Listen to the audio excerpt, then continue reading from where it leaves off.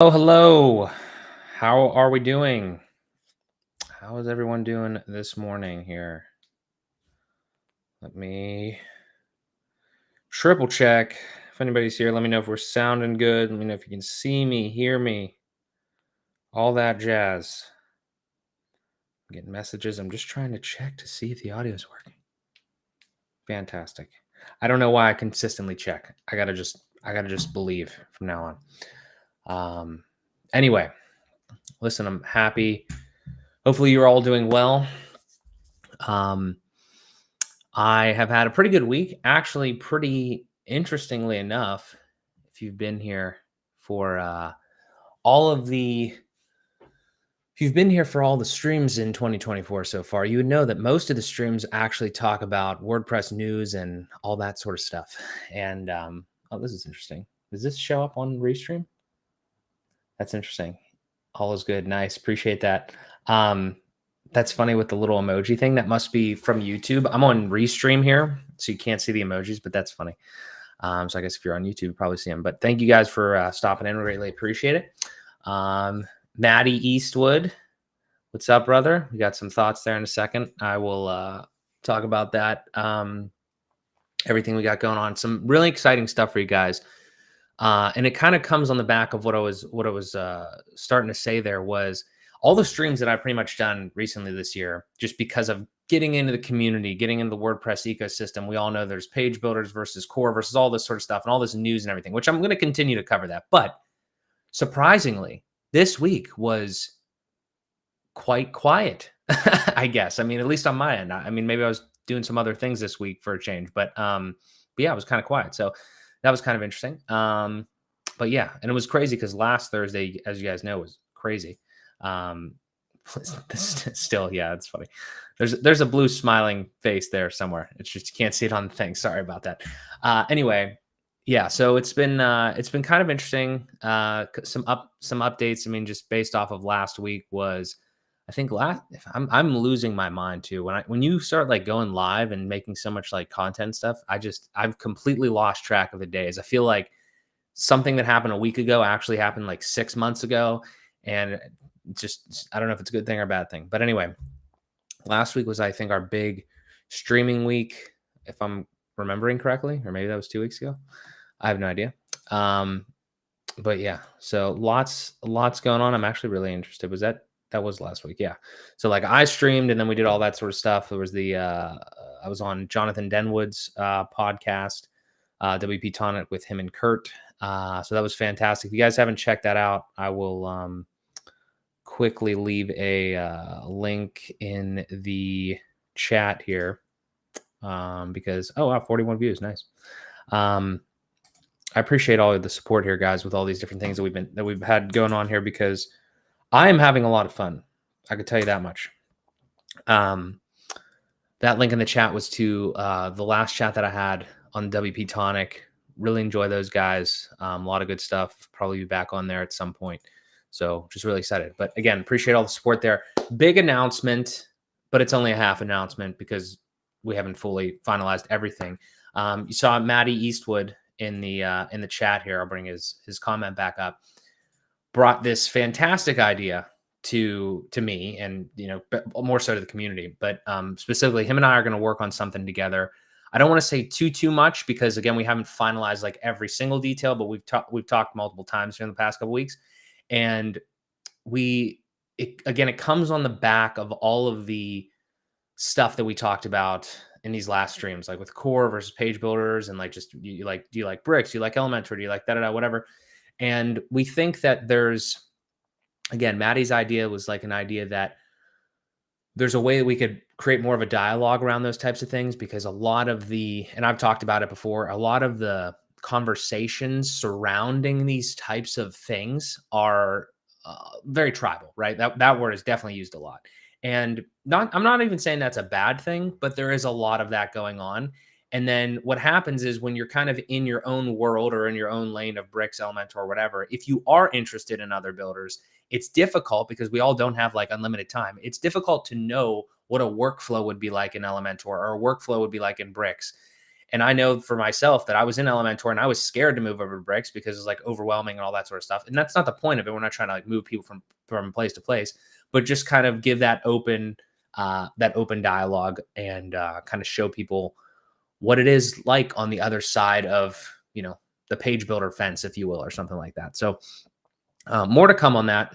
We will definitely be announcing more info there and everything like that. Isaac, what's up, brother? Thank you so much for hopping in. But ultimately, there's more coming there. Expect maybe a live stream of sorts that is talking about like page builder versus page builder type thing. You should also go check out Jamie Marsland's channel if you haven't already. He's doing a speed building challenge, which I'm super excited about. I think that's actually tomorrow. I do not know what the time difference is, what time it is tomorrow. Somebody knows, just throw it in the chat there. But super excited to see that because that's going to be a series as well. Different. The idea that Matty has posed to me and that we're working on is a little different though. So I think all this content is fantastic. We're really looking forward to it. I'm excited about it. I hope you guys are too. Stay tuned. I'll make sure to put it on the YouTube channel here in the community section. And I will also, put it on the socials and everything like that. Matty will share it as well. But make sure you go follow Matty Eastwood here. And just super excited about that. Can't say too much more. We don't have, like I said, we don't have the details finalized, but it's going to be a cool thing. I hope you guys enjoy it.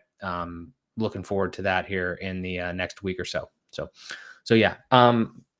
With all that stuff said, here's my thought. Okay, I'm gonna be completely honest with you guys. I literally go from week to week thinking of what can I do next as far as the live streams go, because I love chatting with you guys. I love hearing your questions. I love answering stuff. And I'm going to tell you the actual way that my mind worked for this week. Last week was crazy. We talked about a lot of good stuff there. And then it was a godsend that this week was kind of like, I guess, light on the news side of things. Nothing crazy happened. Nobody closed down. Nobody broke anything drastic. I'm sure there was stuff, but I just it didn't hit me as much as it has in literally every week past. So I was thinking, and at the same time, it's funny how the world works and just life works, because at the same time, from an agency perspective on my end with Find a Tech, we were also kind of getting I got more inbound leads, not necessarily from the content or anything, but just from referrals and stuff. So I had I can't remember when the chat was, with a new lead, like a pretty warm lead, a couple weeks ago or whatever. And we ended up signing them. Right. So we signed them, and you never get your hopes up before the money hits the account. So the money did hit the account. So then we were excited, but we got to work basically. But as I was thinking up to this stream and thinking about, I'm going to tell you, we're going to get into the stuff here in a second, but I'm going to tell you how my actual process worked. What I actually was thinking about doing this week, and I still will do at some point, was talking about not necessarily imposter syndrome, but more so perfection, problems with perfectionism. I was actually talking to Matty Eastwood during one of our calls about, the idea that I was just talking about there. And we had a side conversation about this. And we were saying that, from my experience, I moved from Elementor to Bricks, and there's just so much to learn. There's so much good content. Dave Foy, Kevin Geary, all this stuff. And they make it so it's so much at one time. And I've tried to learn so many things, and I don't think I'm the only person. That's why I'm saying this. And it's kind of negatively impacted me slightly in a way, because I feel like everything needs to be super perfect now, because I'm caring more about this shit, right? When I was with in Elementor, I didn't care about accessibility that much, because I didn't even know about it. I didn't care about proper code output, because I didn't even really understand. But once you it's like a blessing and a curse once you get opened up to all that, though, is kind of the point that I've found myself in. So I've actually kind of regressed slightly, because I want to get my website done. I want to get the rebuild of Find a Tech done and all that sort of stuff. And I have a lot on my plate, and I want to do a lot of things, but I wanted to have a longer form conversation with you guys to see, maybe we could offer insights into how to deal with that type of thing, what have you. But as luck would have it, things kind of change and things keep moving. And, we sold I would say I think actual price wise, this is the largest website that I've actually sold at Find a Tech. So, and I'm not saying that to flex or anything. I'm just saying that you can do more when you just ask for more money, and when you present yourself in I don't want to say a more professional way, but like a more put together way and just a more confident way. Okay. So I say all that stuff to say that that's what we're talking about today, as you can see from the title and the thumbnail and all that. But we sold a website at Find a Tech, my agency, for $12,000, like a build of a website, plus like the ongoing everything. We'll get into all that. And I'm excited about it. But more than that, I want to kind of share what I think are the reasons that I was able to do that, because I hadn't done that before, right? And hopefully, not everybody's situation is going to be the same, but hopefully we can have a dialogue here in the chat and everything like that to kind of talk about what those things might have been, and the ins and outs of all that sort of stuff. So Isaac, I appreciate that, brother. Yeah, thank you very much. So I mean, again, my literal plan for this is you guys in the chat, you talk to me, tell me what you want to see and everything like that. But I'm going to go through like basically step by step the way I was teaching this. And I want to give you some disclaimers here though, too. Okay. So ask any questions you want about like the sales process and everything like that. I'm going to be extremely transparent as much as I can be I'm going to do my best to not like disclose like current client stuff as much as possible, just because the project's being worked on and everything. But I'm gonna try to be as transparent as possible and all that. And then I'm doing this live like this right now for two main reasons. One, so you guys can ask questions, we can talk about this stuff in real time. But the second one is because I do want to formalize this more in some way, but I again just am dragging my feet on that, not prioritizing it, or just like doing other things. So this is the easiest way for me to just do this, is just to kind of rip through some of this stuff and ask these questions and everything. And then maybe one day it turns into like more of like an actual packaged offer, which hopefully you guys can help me with, because based on your questions, that'll kind of, key me in on maybe what's more important or what people are more confused about or something like that. So I'm going to get a swig of water here and let's just kind of dive into this. Now, again, I've tried to make this as, as streamlined as possible here, or as like as straightforward as possible as far as what you kind of want to see and what I think would make the most sense. But maybe there's a better way to do it. So this is not perfect by any means, but let's just dive into it. Okay. So ask any questions you want as I go through this, and I'm going to do my best to kind of give you where I'm at so far. And again, I'm not perfect. So this is still evolving, but okay, is what it is. All right. So here's the website. This is actually getting rebuilt because I don't really love it. It's okay, but it's not great. Could talk about it for hours as far as like what to improve and everything. But I will talk about the things that I think are kind of from the ground up. So if you're talking about like a sales process, if you had a goal tomorrow of like selling a $12,000 website or something like that, then the question becomes like, how do you start there? Let's assume you kind of have nothing basically, or you have maybe some things, but they're not optimized or whatever. And we're just gonna kind of think about like what you could do. Now, there's a ton of ways to get leads. Obviously, there's no one way. I'll list off some of the big ones. Obviously, you could like advertise on like Facebook or something. Just advertise your service on Facebook, Instagram. I mean, you could even say like Google, depending on what you want to do there. There's obviously SEO. Those types of that type of thing takes time. Obviously, you can't just like basically just flip a switch and have like good SEO. So that, and we know that from client work, like they just think that that's the way it works, and it's not. The biggest way that honestly I have gotten clients in the past is referral from past clients and referral from actual clients and referrals from other like vendors in similar verticals. These are the two that I'm going to talk about specifically because I have the most experience with. And I think that if you don't have you can obviously like cold call people or cold message people as well, which I think that would be solid. I'll talk about one other thing real quick before I come back to the referral stuff. Another cool thing would be like if you just went to somebody's website and gave them like a free website audit, might be an option. But again, that's like kind of if you literally had no money to deploy, I actually might try that route, like a cold message. But it's like just a video of you like kind of scrolling through, like if this was somebody's website, like scroll through this website and like say, hey, I would change this, this, and this, whatever. I was like, hey, I'm, so-and-so, I build websites. Here's my stuff, but I'm just offering you this free audit. You could also offer them that as like a, kind of a lead magnet type thing if they fill out your form, but then they have to, it's not cold at that point. Like they're actually reaching out. I'm just, again, a lot of ideas here. The main things though, I would say are if you have any acquaintances whatsoever, like working them to a degree and just working your network. And as you continue to do that, that becomes easier and that just manifests a little bit more. at least from my experience. So when you get like the first bigger client, I would say, was from a colleague that services a similar vertical than mine. So like it could be IT, it could be video production, it could be whatever. And then that person recommends somebody else that they know to you. That is like probably the best. It's one of the best ways. One, because like people actually care. Like if they know you, like you, trust you, and they're referring you to somebody else that they know, and there's already a connection there, that almost never fails. Like unless it's your offer is so out of sync with what they want, which that does happen. That's the big thing. So if we're talking about just at the very beginning, like super high level, how to get leads, I would try to lean onto those types of things, networking.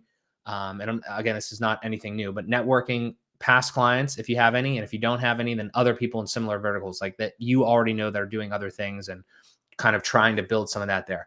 I will say this right now that, and I'll come back to it a little bit later, but the tact here would be, if you are doing that, I would highly recommend incentivizing the people to actually refer to you. I do not like, personally, this whole thing of, hey, you give me some leads, I give you some leads. Like it's kind of stupid, honestly, in my opinion, because somebody at some point is going to get fucked in that deal. Like I might give you 10 leads and you might close 5 of them, and you might not give me any. And now it's like, I've just given you a bunch of shit and you gave me nothing. Or I gave you 10 leads, you closed all 10, you gave me 10 and I didn't close any of them. Now, I'm just saying that like the lead for a lead type thing is not good enough in my opinion. What I would rather do, I'm going to switch here because I'm not necessarily showing anything right now. Here's what I would do. Okay. What we're talking about here is like a referral partner agreement, or we're talking about affiliate marketing or whatever. However you want to phrase it, however you want to do it, I'm going to tell you what I've done in the past. I had this idea and I was like, hey, I know people in IT or something like that. They don't build websites, or maybe they do build websites, but they don't, like, that's not their profession. So it's like, I'm a website webmaster, developer, whatever the hell you want to call me. And these guys are IT. Okay. Right. So it's like, I'm going to establish a partnership with them. And it's going to be like, if I know anybody, if any of my clients need like email and IT business services, whatever, then I'm going to send them to you. And if you know anybody, if any of your clients or anybody needs a website and that whole shebang, this side of the thing, you send them to me. Okay, perfect.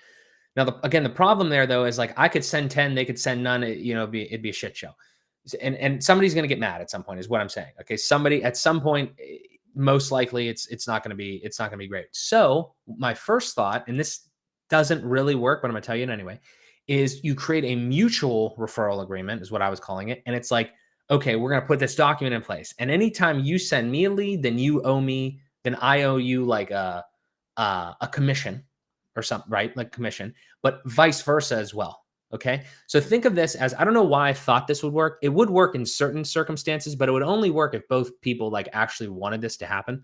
So, and it's very difficult to set the terms of somebody else's affiliate program. So it would be like if like, Bricks, ACSS or whatever, Bricks doesn't have an affiliate program, but like if somebody came to you and it's like, yeah, Mark, we're gonna, like, as a product, ACSS comes to you and it's like, yeah, anybody that you refer to us, we're going to give you, 10% or whatever. But like at the same time, anybody that like we refer to you, we would also get 10%.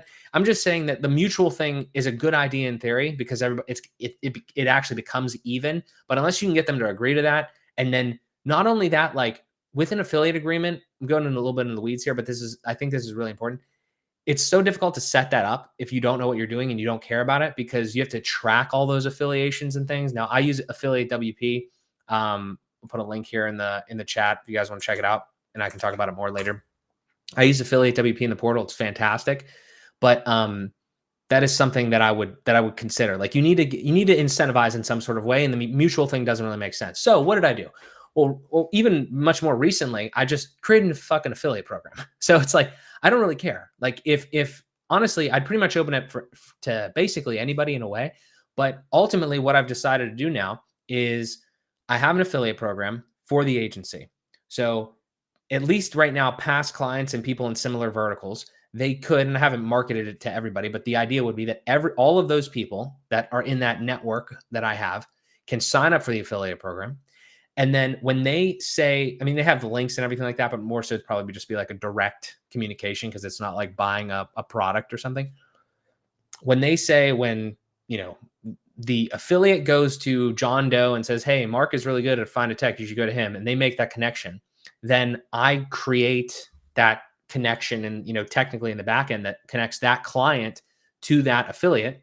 And then the terms that I currently have right now are 10% of all the sales for 365 days. Now, again, you can do whatever the hell you want there. You could do lifetime, you could do whatever, I would highly recommend you have a piece of software that does this all for you. You could do it manually if you wanted to. Wouldn't recommend. But the point is, it doesn't matter what your terms are. It doesn't matter like how you set that up. But the idea is that like affiliate, partner, whatever, is sending you people and they know they're going to get something out of it if you close them. They're not just going to get something if you don't close them. But the idea is if we make money, you make money. That's the concept. I go deep on that because I literally hate the other way where it's just on the love. It never fucking works. Like it just doesn't, it's at some point it's going to get messy. So I would just say incentivize from the beginning. You're only going to spend money if you make money. So just make sure that your numbers work. And I would highly recommend that. So, okay. I know I got off a tangent there. Sorry about that. But the point is that how to get leads. I would really work your network. I would work on referrals from those people like past clients and similar verticals, especially. And I would absolutely incentivize because here's the thing. Okay. We'll talk about the offer in a second because that's really important. But if you're IT person, video production person, whatever, says, I have two people that I can send this lead to, like two web designers that I know, and maybe they do different things or whatever. Let's leave that out. But if they're somewhat similar and the one is going to pay me and the other one isn't, I'm probably going to give it to the one that's going to pay me. Right now, again, that's not an excuse to do shitty work.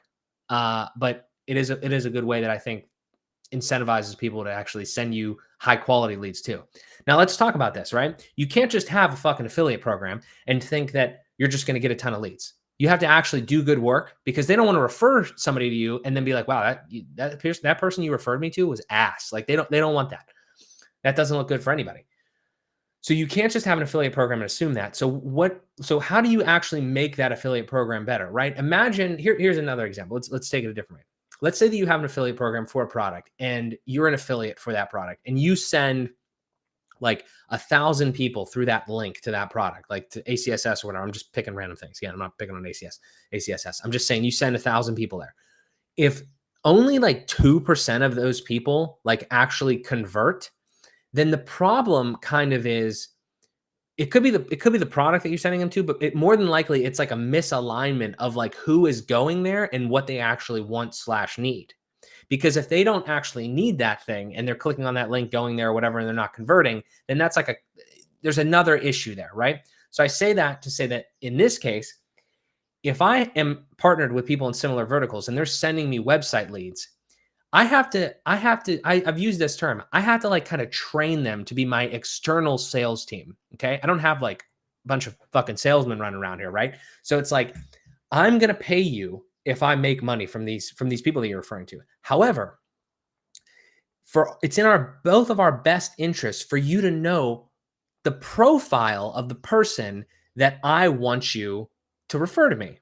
Because if there's a better likelihood of you making that introduction, this actually working, if the person that you are referring to me is in line with what I want. Now, this goes back to, the standard stuff that a lot of times we overlook. It's like, should we have a niche? What is our actual audience that we're looking at? A lot of times we just want build website for anybody, right? Like you're just like looking around, build website for anybody.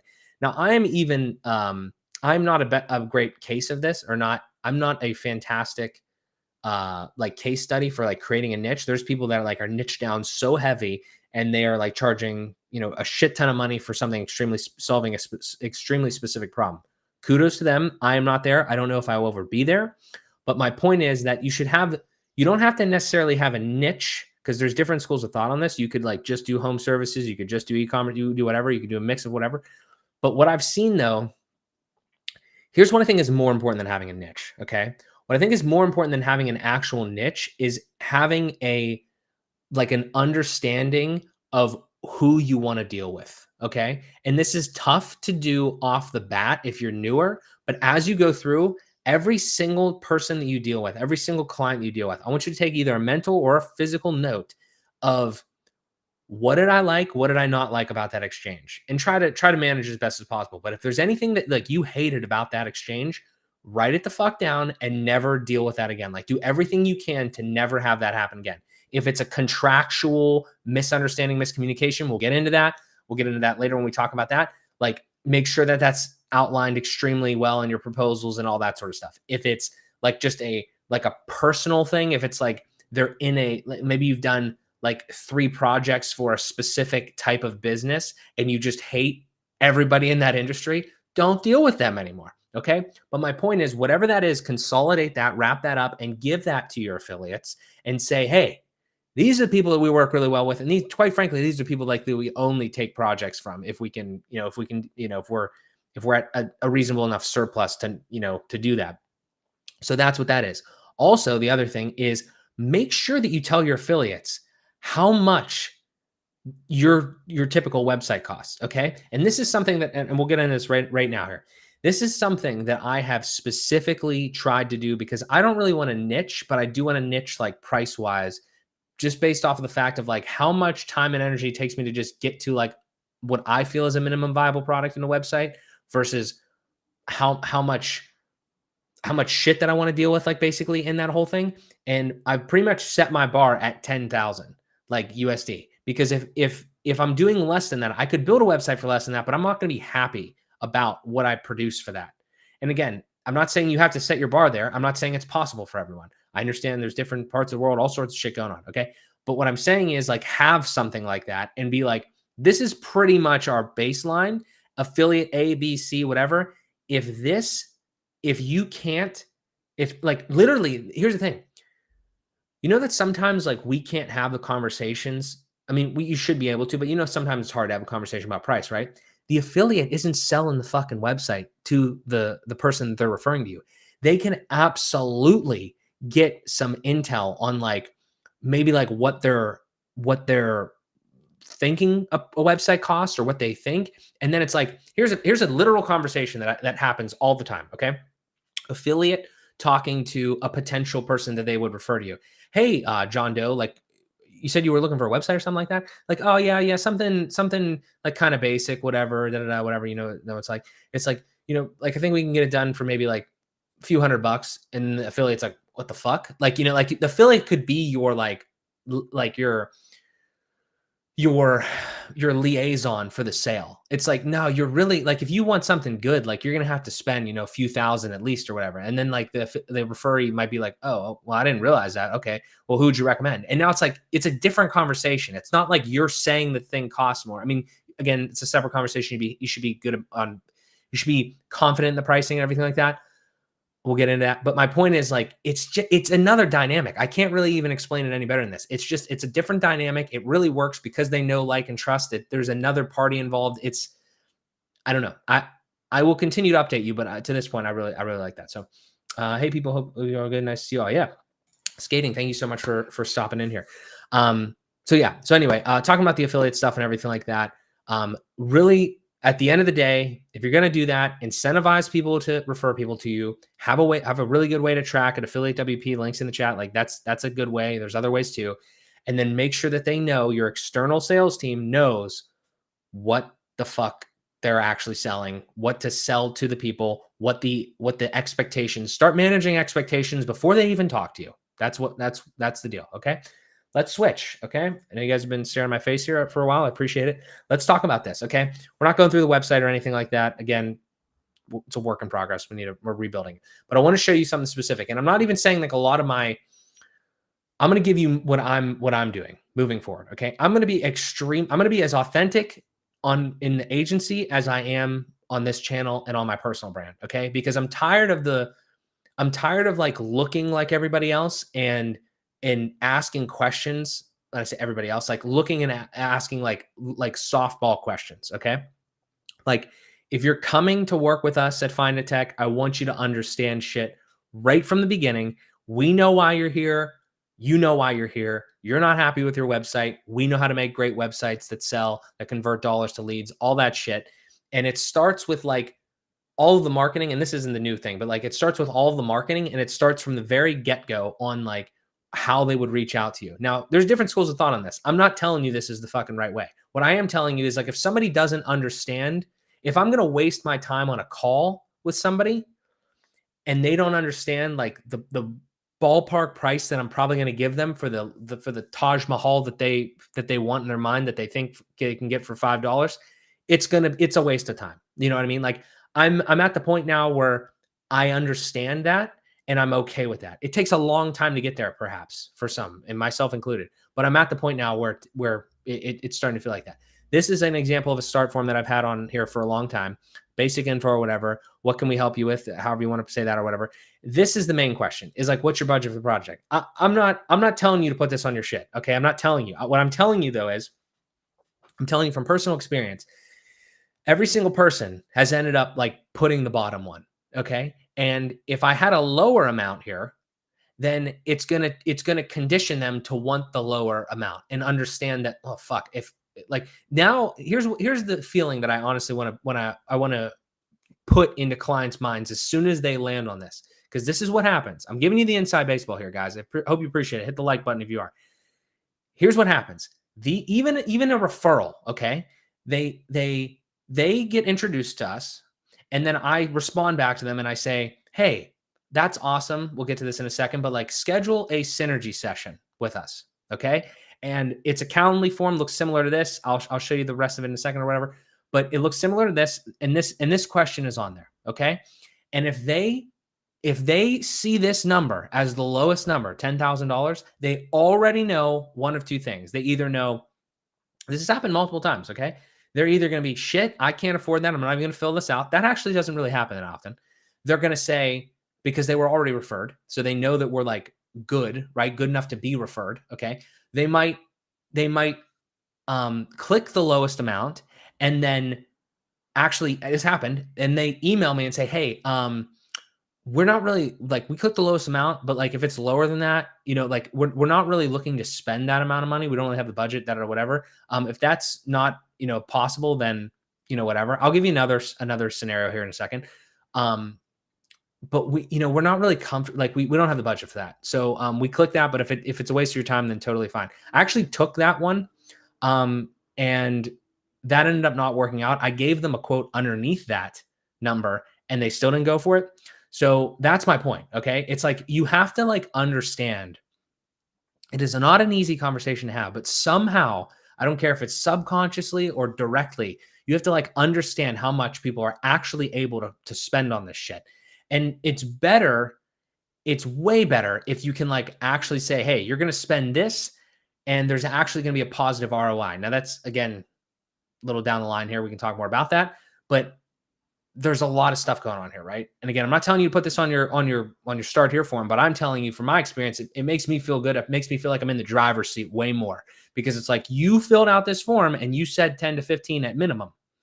And if I hand you a proposal now that's $10,000 to $15,000 and you're like mad in any way about that, and I reinforced it on the call too. And it's like, if that's no longer unexpected. It's like, it's no longer a case of, oh fuck, I didn't think it was gonna be that much. It's like you click the button. Okay. So it's at least gonna be that much, right? That's where I'm at. Okay. I'm not saying you have to do it. I'm just saying where at is. Budget range is critical. Yeah. I mean, I think it's a situation where you have to talk about budget just so you're not wasting time. I could build a website for $5,000. Like in my, calculations, everything like that, I could build it. I don't think it's going to be very good. I don't think it's going to be very big. It'll be as good as a $5,000 website could be, but it's, you know what I mean? Like that's not really where we're trying to play. So when you set yourself up like this, whatever this bottom number is, whatever that is, then it gives you a better idea of it. Just manages expectations. That is the theme of this whole fucking stream, is managing expectations. You can also ask these other questions. I like asking types of stuff like this. Sometimes people don't want to fill this stuff out, but this gives you another really good idea. Let me go to, I'll show you this because this is like a mock-up of a new way that I would kind of do this, because this page kind of sucks. would be like, are we a good fit? And also I want to talk about this. Okay. Here is the way I would highly fucking recommend this. Okay. Regardless of if you put the budget thing on there or not, the way that I would run I hate the term discovery call. The reason I hate the term discovery call is because 30 minutes, even an hour, is not enough time. There's this goddamn theme in WordPress. We're like in the agency space. We're like, we just name shit random stuff for no reason. Like, and the discovery portion of a project is in depth for like any reasonable size project. You can't do it in 30 or 10 minutes or 30 or an hour. And I know that it's like just like a name, so it's whatever, but I'm not using that name. I'm not calling it discovery call or discovery meeting anymore. I'm calling it a synergy session. Now that's a little proprietary-ish, whatever. Like I understand that it's not like a straight up thing. But the reason I'm calling it that is because literally right here, it says it right here.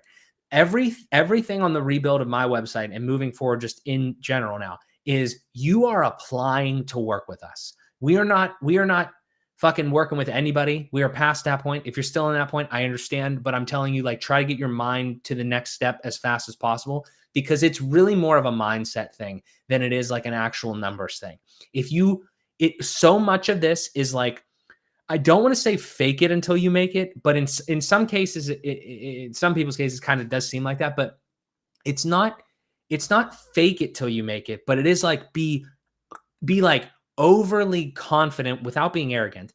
Be like confident enough to sell a $50,000 website, even if you've only sold like a $5,000 website, is the best way that I can kind of put it.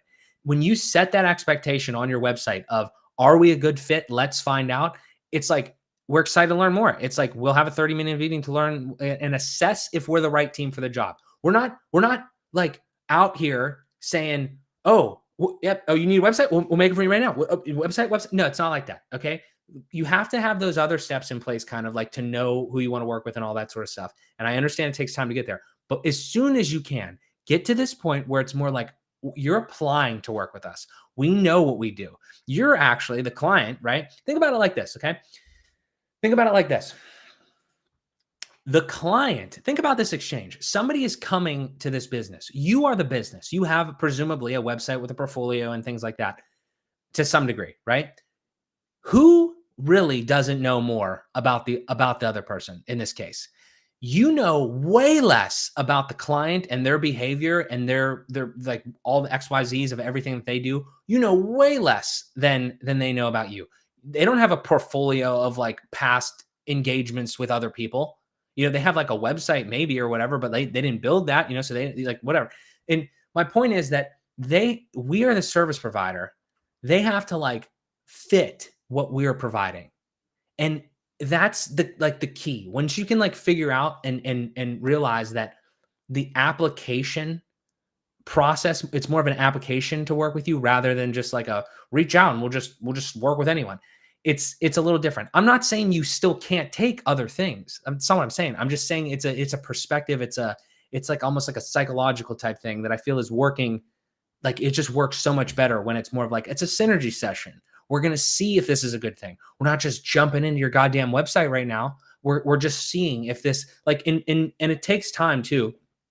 Because, okay, so they fill out, they book the synergy session. Also, as a side note, make sure you're using something like Calendly or some shit. So like you're not going back and forth in emails like, oh, is this the right time? Is this the right time? Use something. Okay. It doesn't matter if it's Calendly or whatever, but use something where they can just book that call. Like somebody can give you an intro. You can respond directly to that email saying, hey, thanks person for the intro. Hey, person, nice to meet you. We'd love to schedule a synergy session with you. I'll have templates for this shit whenever I formalize all this, but like, have a click this link to go to Calendly, book a time on our calendar, boom, bing, bing. It makes you look so professional.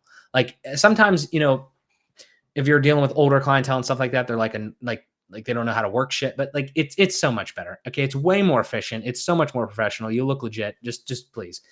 So anyway, back to it. So like you think about Calendly or whatever, you get in there, they schedule the synergy session. When you're in the synergy session, the idea, the questions, I don't have a full template for it right now, but the idea of the questions are, again, you need to try to think about all those list items that you gave. Think about every single client that you've had or every single person that you've like ever dealt with. And like, what are the things you like? What are the things you don't like? And from that synergy session, you have to think about what is actually kind of like going on there, and what's the vibe like, what's the project going to entail. And this is very difficult. Okay. There's this concept of paid discovery, which I have yet to actually do, but I know people have done very well. Definitely consider it. The high level is that they're paying for you to basically map out the whole website and not develop anything. Is kind of like what it is. The deliverable could differ, but that's kind of the concept there. Love that mindset, Mark Smancy. This is awesome. Hey, absolutely. Appreciate you guys watching.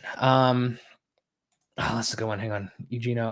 Hey, Mark. I like your videos, but notice you've increased using the F and S words. Why? It's not good and makes it difficult to follow. Unprofessional. Can you make it cool? No, actually, that's a great question. I'm authentic. So if I swear, it's not really because I'm swearing at somebody. It's because I'm passionate about like what I'm saying and what I'm doing. If that offends you, totally understand. Totally fine. I'm not telling you not to watch, but I'm totally fine with you not watching if that offends you. I am absolutely not going to promise that I'm not going to swear. There's no chance.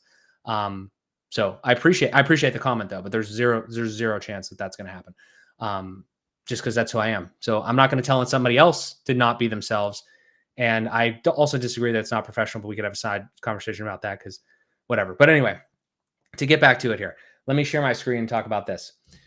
So, with the whole, this is a diagram here of like what I devised. This is actually a while ago, so it might need reworked a little bit. But the idea of this is the synergy session that we were talking about there is kind of the cornerstone, the beginning of everything, right? And it's to set that expectation of these are the things that's going to happen. Like, is this a good fit, right? So let's just kind of walk through this and then we can kind of come back to some other things. Okay. So what's going to happen in that synergy session? You're going to try to feel the vibe. You're going to try to feel the vibe of the project. If they're asking for things and they're thinking that things are like possible, and they're also like, and they've also clicked, like if they are describing a $50,000 website in your mind and they've only clicked the $10,000 to $15,000 budget range, maybe a red flag. You just got to think about a bunch of red flags. Again, there's a laundry list of them, but it's something that's kind of interesting. So you got to think about that. Then there's different things that can happen, right? So let's just go around this. It's just like this little flow chart. So synergy session, bad fit. If they're a bad fit, if you deem that they're a bad fit, or they say they're a bad fit or something like that, if you deem they're a bad fit, then you got to refer them to someone else or something else. And let's try to give some examples. An example of that would be if something that I probably should have done. If somebody tells you that they don't have the budget for your lowest thing and you have a conversation with them or don't have a conversation with them, then you should probably refer them somewhere. I'm going to give you one other scenario that I was talking about earlier. Let's say that on your Calendly form or something, or whatever form you have, that you have 10,000 to 15,000 as the lowest one, but you also have 0 to 10,000, right? It's a trap. Okay. There's one way you could do it. You can make it a trap. And the way that it's trap is that if they click that, they actually don't get to set an appointment with you. They get to just go to like your website or some sort of other like free or small priced lead magnet type thing or something. Not really lead magnet, but just like a parting gift. It's like, hey, we're not really the right fit for you. Our budget, our website builds start at $10,000. You selected something less than $10,000. Here you go. Take this guide on how to build a WordPress website and go do it yourself, or whatever. Okay. That's an option. That is 100% an option. Something that I might actually consider doing myself, because you have to understand the type of the client that you're dealing with and where you're at there, and what they like, and just what that's going to be like. Again, if you don't want to deal with that type of client, then refer them to someone else or something else. And again, it's good to have a good network of people, other developers that are willing to do like the smaller projects or something like that. It's an option. Or, I mean, honestly, it would work the other way too, right? If you're not comfortable doing a $50,000 website and somebody wants a $50,000 website and are willing to pay, then refer them up too as well. If you're going to do that, try to get a commission though. Either way, try to get a commission, but more so if you're doing it up. So that's what I would say on the bad fit thing. Okay. So the next thing is not clear enough. Now, this is where I was talking about and why I wanted to bring this up about the paid discovery, right? So the paid discovery thing is basically like when you come out of the synergy session and maybe you're like, you know what, this, and you could do this by default, but this is, if you're not going to do it by default, this is how this will go. Synergy session. It's like, oh man, you know what? I really think this project's in my wheelhouse, but it has some things to it that I don't really know if I don't really know if I'm able to do it, or I don't really know what it's going to take. Or I don't know how much time it's going to take, all those types of things. It's something you've maybe never done before. You could pose this and you say paid discovery. It's like, hey, listen, we think this project's going to be like $15,000, right? We think the discovery phase of this project is going to be roughly $15,000, maybe like 10-ish%. So here's what we could do. Here's what we could do. We're not really entirely, maybe don't say it like this, but like the idea would be like, we're not entirely comfortable doing this because we want to make sure that we know we can deliver. And you can do this different ways too. If they're not like comfortable paying 15, you could say like right off the bat, you could also like downsell the pay discovery possibly. But the point is that we're going to charge you 10% or whatever of the website. For that, you're going to get the deliverable. You're going to get like the strategy that we would do. And you would have to really figure out this actual deliverable. But you'd have to figure out the strategy. You'd have to figure out the wireframes. You'd have to basically don't touch WordPress per se, right? But like go through the motions and basically write down and describe everything that you would do from a strategic and like maybe to some degree to some design perspective on like the UX side of things or something, right? And then, you know, you'd come back through this, right? And you'd come to the paid discovery deliverables, okay? So now you have $1,500. This project would cost $15,000. They're not getting that $1,500 back. Like that's yours. You did that leg of the work, right? Whatever that deliverable is, whatever that part of your process is. Now you have that and you can hand it to them and you have another meeting with them, right? And you hand it to them. And now there's like 3 flow charts to get back to, you know, our other possible area here. So the first thing is the project is too much, not what they expected, whatever. Here's the other thing too. Every situation is different. So I'm trying to cover a lot of different things. The reason you also do paid discovery is you wouldn't tell them it's going to be $15,000. Like you could, but the idea would be you wouldn't tell them that because you don't know how much it's going to cost because you don't know as well if you're in that scenario. So you're not telling them that it's 10% of the project or whatever. You're just telling them, hey, in order to do this work to get me to understand what's going on here, you have to invest a small amount of money to see if you want to invest a bigger amount of money. And you could frame that in a way. It's like, would you rather, you know, us like potentially charge you a ton of money and keep having to charge you more money as the project continues to expand? Or would you rather invest a small amount to see if it's possible, see what we can do, get the strategy. And at the end of the day, you have the blueprint anyway. That's one way I would think about it. So when you come into that phase where you're delivering that to them, there's a couple of options that could happen there. One, the project is way too much, not what they expected. You know, they paid $1,500 and you told them it's going to take $60,000 to complete whatever the hell they want to do, right? That's an option. And if that happens, maybe the project's abandoned. You still made money. They got they saved money. Ultimately, they paid some money, but they saved money and a lot of headache and everything like that. That's kind of a win-win. They're not going to feel probably like it's a win-win, but it is really a win-win. The next one is client likes the deliverables, but doesn't like us, right? So this is probably doesn't happen too often, but the client would like the deliverables. It's like, hey, you put together a really good plan here, but they don't like us / our price, okay? And then they see this blueprint and everything like that. So, oh wow, this is an amazing site. But wait, you want us to thank you for the blueprint, but you want us to pay you $50,000 to do this? We'll just do it ourselves, or we'll find somebody cheaper. That's what happens there. So they take the deliverables and they do it themselves, or they give it to somebody else. In that case, you may want to feel a little sad there, but I wouldn't, because you're better off. Like, you got money for the part that you did, and that project could have gone way differently because maybe you charge them more or whatever. You say you want more and they say yes, whatever, and then you don't get paid. Been there in ways, not good. Like, don't do that. So my point is, like, that's another really nice route where it is a win-win for everybody ultimately there. So the last one is, if you're doing the paid discovery route, the client likes you, likes the deliverables, wants to work together. You say 20, 50,000, whatever, and boom. So then you come back into this thing where it's like, this is where you would have been after the synergy session had you had a better idea, or the project was smaller, more maintainable, or more understandable, something like that, or you just done it before, and it could be complex, but you've done it before, something like that. Clear vision, we've done it before. Then you get into the proposal and review meeting, however you want to do that. SOW agree. I'm not going to go through the rest of those because my process definitely has kind of changed. I'm going to go that in depth, but I wanted to explain this, how the synergy session thing kind of comes back and gets into, the paid discovery side of things. And I've never seen anybody show this chart like this before. So there's one way that I feel like that could flow if you are interested in the paid discovery line of thinking there. Okay, cool. So where do we go next from here? Okay, so hopefully everybody's with me. Let me know if you are. Let me know if you're enjoying this. If you have any questions, I'm more than happy to answer. Okay, so there we are on that. The next thing that I would say is we could talk about the tools, because I think the tools are kind of important. Maybe should have talked about them from the get-go, but we are going to really start getting into the tools now. Nothing I've really talked about here is like crazy. Like we talked about Calendly a little bit, but I mean, I use Google Workspace for everything. I use Google Tasks. I use Gmail, Contacts, Google Voice, all that sort of stuff. There's a couple other things that I would recommend, again, in no particular like order per se. The first one I would say is, you don't need HubSpot. I actually may be getting out of HubSpot, but I'm just on the free plan of HubSpot. And Bento, which I just made a video about recently, is like kind of doing some cool things in this regard for like email marketing and like kind of like sales CRM-ish stuff.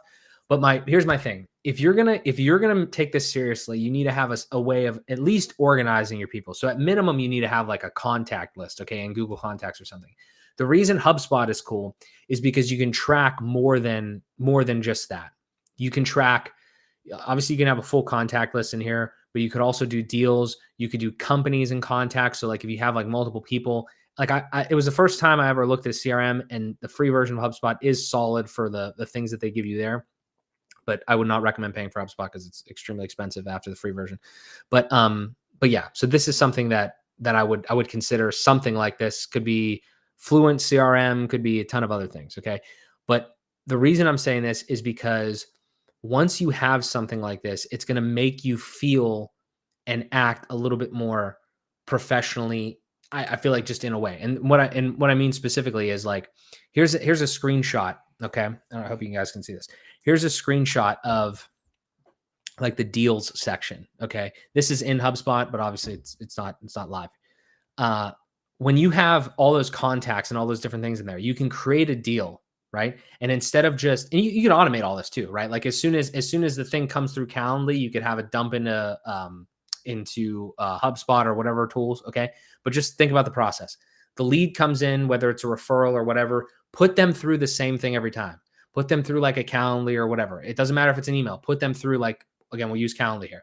They come through Calendly and they get dumped into your CRM, whatever that is. Then from there, you can create a deal if you get to that point, right? And I'm just going to kind of show you how I would work through this, okay? So the first thing would be that the lead would come in and would come in as, and you can change all this in HubSpot, right? These things. And again, this is free. You can change all these, like what they're called here. I have lead, synergy session scheduled, proposal sent, MSA sent and payment requested, signed and paid, won, went with somebody else, lost, not a good fit, lost, okay? You can change all those, do whatever you want. But to keep it as simple as possible, but still as organized as possible, somebody comes in through the Calendly thing, they're in the lead. I care about leads, but ultimately the leads don't mean anything. Like they need to be, there's this concept of like sales qualified, market qualified, all that sort of stuff. But you need to vet the lead. So anything in the lead category, right, it's great, but we're not going to get excited, okay? We're not going to get excited about the lead, right? We got a new lead, cool. Then we have to schedule a synergy session in our case, right? That's the good fit meeting. Is this a good fit? So then once we have a lead, then you can imagine this is just like a moving, like a Kanban thing. Like you just drag it. So you drag it over synergy session schedule, right? So you drag them into there once they've set their meeting in Calendly. Then you have that meeting, okay? Then you assess whether they are a good fit or not, if you're going to send them a proposal. Some people you honestly should not send proposals to. There's a high likelihood that you should not send proposals to some people. And then from there, it's like, again, it was kind of our little chart there, so I'm not going to go deep into it. It's like there's a couple different options you can do. Let's say you send the proposal, you push them in the proposal sent, and then we'll talk about the proposal here in a second. Then when you send the proposal and they sign that proposal, then you send them the MSA and payment requested. Some of you guys might not be using like the MSA side of things. I would highly recommend. I love this new. This is probably over the last year I've implemented this new process. I really love it because it just seems, again, super like streamlined but professional.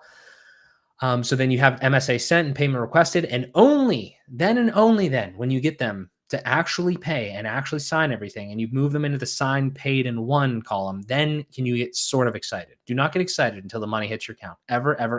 Okay. And even then, don't get excited because now you got work to do. So that's what I would say. Also, it's nice to know what you can kind of think about is like if you had like a bunch of, deals on here, like different website projects or whatever, it's nice to see because you could attach like monetary values. It's nice to see because HubSpot does a great job of it, rolling it up at the bottom of each column, saying like how much money you have in each one of these stages. So like, and also in like won and lost, like is how much money you lost, is how much money you won. Depending on how you're doing, could be happy or sad, but you know what I mean? So signed, paid, and won is one way that you want to deal. I like to say went with somebody else because if we were actively bidding against somebody, then I'd like to know, like if I see that they went a different direction, like if we actually gave them a proposal and then we lost after that, that's kind of more like, okay, they went with somebody else or they did it themselves or whatever. Not a good fit would have been more like we didn't send them a proposal or like it didn't actually make sense. Maybe we did, so it's kind of vague there, but the point is like, you could just say lost if you want, doesn't matter, but like won and lost and then your process steps. This doesn't even need to be in a CRM. Okay. I'm just telling you that if it's in a CRM, it's just better in a lot of ways. Like it just feels a lot better. It's a lot more streamlined. Everything can be integrated and automated and all that. Highly recommend something like this because it's changed the way that I've thought about it. The other random thing I'll say real quick about HubSpot is that it has this feature where like you can connect it to your Gmail and you can see when people open emails. It's amazing. Like it's sweet. Like you don't have to do anything else crazy. It's just every single email that you send that is logged, kind of like with that contact, you get a note. You can get a notification when client XYZ opens the email. It's awesome. Like, obviously these other platforms like PandaDoc and stuff that we'll talk about have that built in, but like I'm talking regular email. It's awesome. I know there's other things that do it, but it's cool. Okay. Where the hell are we? Let's see here. All right. So we talked about all that, synergy proposals, agreements. Okay. So maybe we should talk about kind of like our actual business process here from what the nuts and bolts and kind of all this looks like. So let's kind of slide over here for a second. What do we got? Isaac, the US market is so wild. I do 50% up front before any work. Is all that breakdown is standard? Breakdown. What part breakdown specifically? Did I do that? We're gonna get into that fully. I'm not sure exactly the breakdown part, but the stuff that I did there, those steps that I did there were basically all pre-sale. If you thought about like that was like the sales process, we'll talk about that. I'll tell you exactly how I handle it personally, because there's different schools of thought on that too. Okay, so this is just I'm just showing you the Calendly here just for an example, and this is the paid Calendly. But if you have free, you could do like I think one meeting for free or whatever. But these are just the meetings, okay, that I have kind of like looked at here, right? So the reason I'm showing you this is because I don't necessarily use every single one of these like extremely often, but it's another part of the process because booking appointments is such a large pain in the ass that you have to use something like this, like I said earlier, right? So I'm going to give you just quick inside baseball on these. Website analysis review is the thing that I talked about way earlier, where it's like if you were going to give somebody something for free, if you were going to give them a like if you were going to send a cold email, if you were going to go to a client website or a prospect website and you say, you've never talked to them or you have whatever, but let's say you never talked to them. You go to their website and you record like a 5-minute video on like, I would clean these things up, whatever. This is just free advice. I'm more than happy to talk to you and be specific about these types of things. And, here's the video, you can check it out. And also here's a link right here, get on my calendar and book. It's not like a new thing by any means, but that's how I would do that. That's kind of the point of that. So like a quick website analysis review as like again, kind of that free lead magnet type thing. I would have something like that potentially like just quickly available if you wanted to do that. So that's an option. Synergy session, we talked about that. it is, it is what it is. That's how I use those. That's the link that I sent for that. Proposal review meeting. I've never actually, I've had it in a way, but there's this concept of after you get to the point where you're going to send a proposal, like, do you want to talk to them in real time? And there's two ways to do this. You send a proposal and you just hope to God that they just read it and sign it and send it back to you or whatever, right? Or, the other option is, do you want to be there when they read the proposal for the first time, maybe go through it with them and handle the objections directly right away? I don't know if there's a better one way is better than the other, because I actually think what might happen is you might waste time.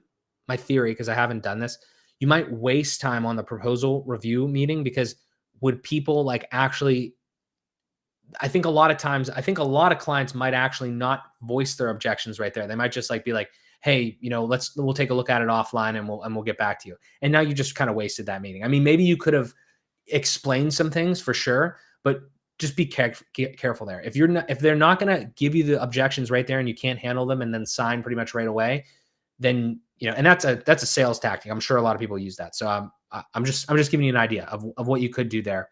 And again, make it a meeting, make it easy. The next thing is, once you get past that, you could do an agreement review meeting, but I think that's a little overkill because it's a contract and we'll talk about it. The next thing, once you sign and everything like that, like I just had one of these, right, is a kickoff meeting. We can talk about the kickoff meeting, but we're kind of, going forward to come back here. Kickoff meeting is just like this kickoff of the project. You talk about, kind of really you're managing expectations there, because everything after, like at this point, right before this, you got the money. The money is yours. It's in your account. You're not having a kickoff meeting before that. So it's like, that is like, we're managing expectations now because we are absolutely in our driver's seat. You gave us the money. We're driving this project. We're the authority. We need things from you for sure. We want to make sure that we get everything done for you. But that's another thing. We'll come back to that. Digital strategy meeting, client meetings, partner meetings, like all that sort of stuff is just outside of some of the scope of this. So that's what I'd say. Well, the one thing about digital strategy meeting is that's the recurring monthly meeting that I have in the website management piece, which again, we could talk about when we get to website management. Okay. Where are we? All right. So those are the meetings and everything like that. This is a document. I honest to God, I don't even remember when I made this. So, but a lot of it still applies. A lot of different things. We won't go through everything again, but the process is like awareness, brand building, things like that. Lead generation. We talked a lot about it. Engagement, talked about lead capture, our response to those lead captures. Again, my methodology has probably slightly changed here a little bit. Evaluation. We have to make sure, again, I'm at high level here. We have to evaluate these leads. We're not just like getting them, like who we build websites for. We're not just like building for anybody. Right. So there's a lot of that. Discovery, if you're doing paid discovery, that might be the point that you do that there. Proposal, talked about that. Onboarding, if you're onboarding to like the client portal and everything like that. So there's a lot of different things here, right? So what we can do now is we can kind of like take a step back, and then we can move into the next section of this, right? So at this point, we've talked a lot about the high level. We talked in depth about the synergy session. There's nothing else there. Try to do that on, if you can, try to do it on like a Google Meet, preferably. I mean, you can give them the option for a phone call, but on a Google Meet or something, or Zoom would be better, I feel like. So definitely try to do that there. Once you've evaluated them and you're going to move forward, though, like again, this thing that I've just done recently is once you have, you're gonna write them a proposal, right? You feel confident enough to write them a proposal. Let's dive into that and kind of talk about the next thing. The first thing that I want to do is I'm going to drop this link here. This is PandaDoc. If you've never heard of PandaDoc, I would highly recommend that you at least check it out. And I'll tell you what I was using before. So let me switch back. So this is PandaDoc here. I heard of PandaDoc a long time ago. Never used it. Recently heard about it again. Decided to use it. What PandaDoc is kind of like if you took Google Docs, Gutenberg, and DocuSign and mix them together. That is what PandaDoc is. Okay. So as you can see from this thing, it's like block based basically for the most part, which is kind of interesting. It's got signing complete. And actually, no. One more thing too. and like a payment processor all built into it. Okay. You could do a lot of shit with PandaDoc. I think that I don't know if it's called enterprise. Like I have that because I wanted to do some certain things, but you don't need that. And it's incredible. Okay. I'm just going to shut up. Go to pandadoc.com, click the link in the description or in the chat, whatever. But anyway, here's what I was doing before. Okay. I was building my contracts and everything like that in Google Docs. I was using something called doc variables for inserting variables and everything like that. And it was fine, whatever, it works. I would highly recommend that if you just want to ball on a budget like that, because that's basically free, I think, with the doc variables thing. And that works. Okay. You can have those things and whatever. I will tell you this though. Okay. I'm actually going to switch back for a second. I will tell you this. You can use Google Docs and you can use doc variables, right? I'll even leave a link in the chat real quick. You can do that. Okay. I will tell you though, a personal story real quick. I am pretty sure that I lost a $50,000 project because I handed them agreements that looked like they were handwritten or like taken off of a template, basically. And we'll get into why, but like the proposal, some stuff was definitely wrong with the proposal and some stuff was definitely wrong with the agreements. And they were both done in, well, actually the proposal I think was done in actual Google Slides to make it look like a little bit more of a presentation. And then the agreement was literally done in Google Docs, very straight up, like no legalese at all, but like it was just not great. So I'm pretty sure I lost it to a large degree because of that. Okay. Because they asked, hey, can you send us your agreements? And it was before I was supposed to send them, like, in the timeline, in the process timeline. So I would highly recommend that you try to spruce your shit up. It doesn't matter how much money you're charging people, but like, if you want to keep moving up forward, like I feel like that's what I've found. Okay.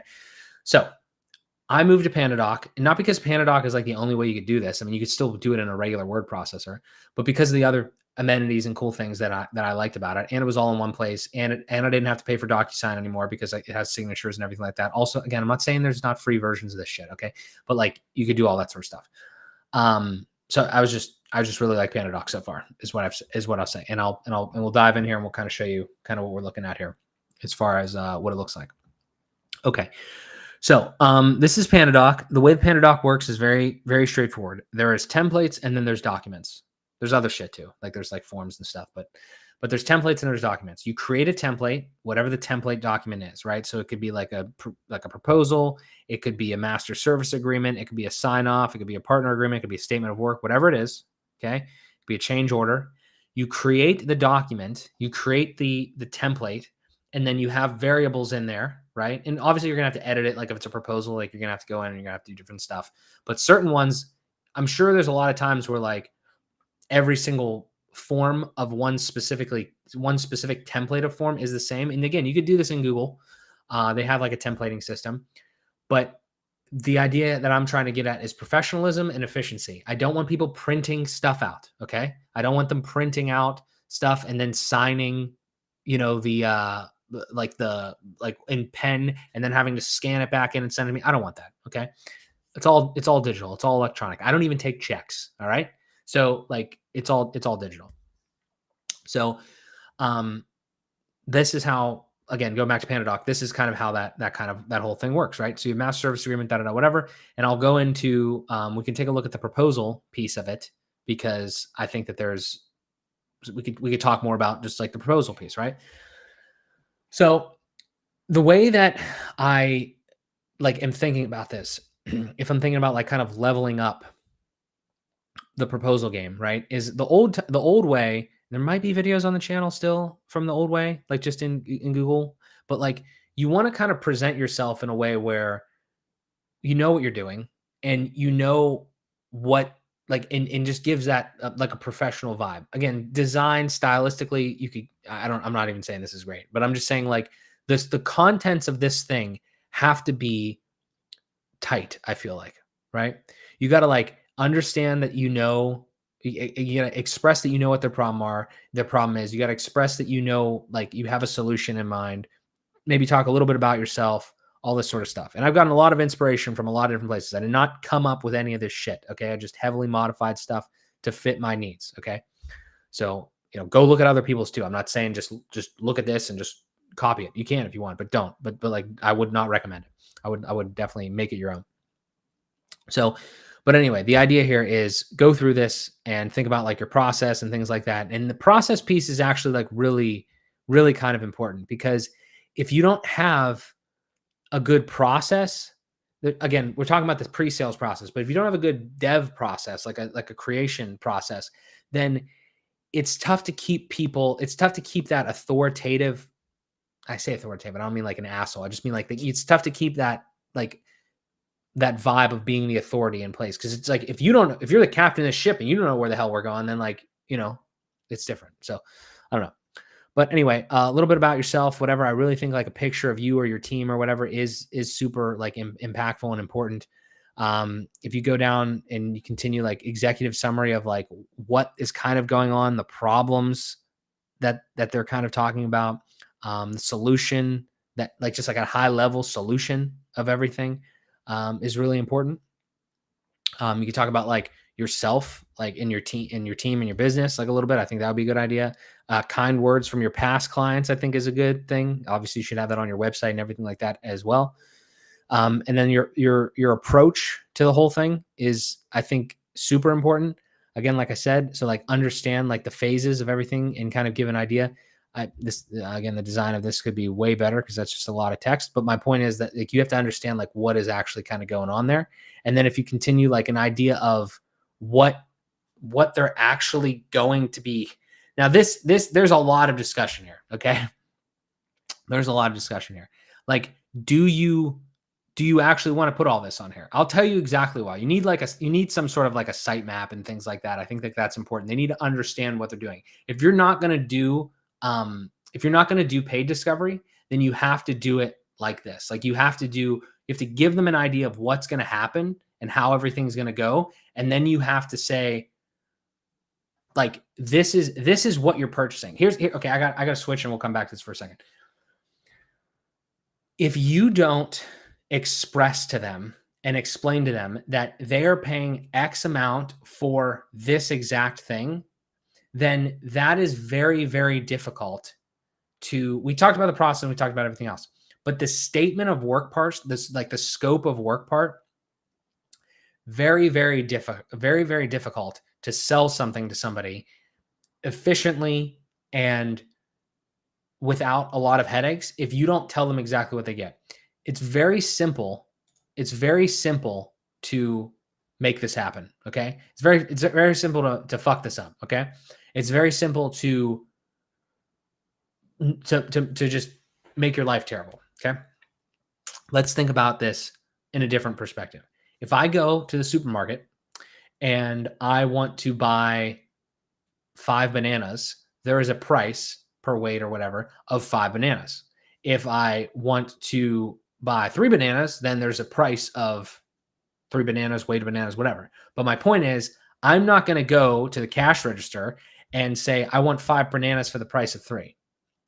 So there's this weird thing that goes on in our industry where it's like, it seems like a lot of times it's a mix of mismanagement expectations and just misinformation of like people not understanding how the stuff happens and how much work a lot of the stuff is, where that just becomes a huge problem. And it becomes like the single source of miscommunication and all that sort of stuff throughout a project and just scope creep. I'm literally just talking about scope creep here. Okay.